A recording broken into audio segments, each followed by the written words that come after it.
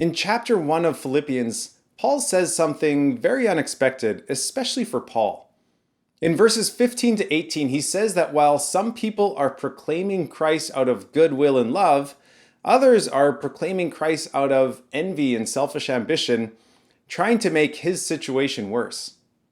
Now, that in and of itself is not surprising, but what is surprising is what he says next. What then? Only that in every way, whether in pretense, which is false motives, or in truth, Christ is proclaimed, and in that I rejoice. So, is Paul saying that he's okay with people spreading a false gospel message for the purpose of personal gain while inflicting suffering against sincere Christians? There are a couple different explanations that people give to try to understand what Paul is saying here. One explanation identifies the people who are proclaiming Christ out of envy and selfish ambition with the false teachers that Paul will address later in the letter. In chapter 3, he warns the Philippians of some false teachers that he will call dogs, evil workers, and those who mutilate the flesh, which is in 3 verse 2. He will also call them enemies of the cross of Christ, whose end is destruction, later in chapter 3. Many think that these false teachers that he's warning about are a group that has been at odds with Paul for much of his ministry called Judaizers. These Judaizers claim that faith in Jesus alone isn't enough for salvation, but people also need to perform certain works and rituals, including circumcision.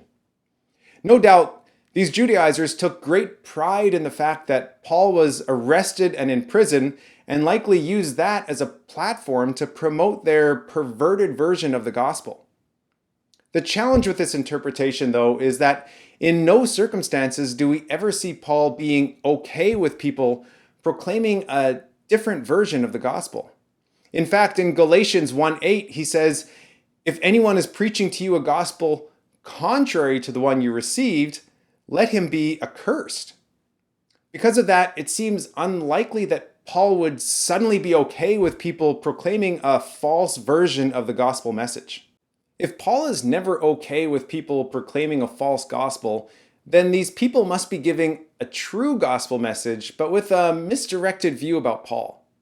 This is the second explanation. Today we understand that Paul was a true apostle that was commissioned and used by Jesus. However, there were some pockets of Christians in the early church who didn't have such loyalty to Paul. In fact, we can see him addressing just that in the book of 1 Corinthians. In that church, we see that some Christians had divided themselves into different camps, with some claiming to be loyal to different apostles like Peter or Apollos, while rejecting others like Paul.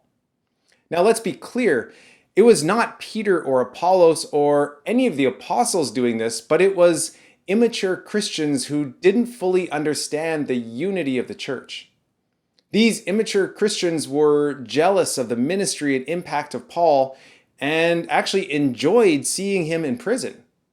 They capitalized on this time to try to build up their specific camp, not realizing that they were all on the same team and that all the apostles were merely servants of the body of Christ.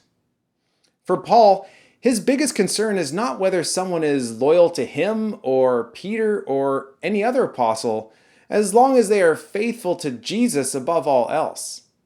For us too, we shouldn't be jealous of the success of other individuals, churches, or denominations as long as people are faithfully serving Jesus. We're not competing against each other, but in the end, we're all working for the same master. The more we understand this fact, the more we will walk in the unity that God has called us to.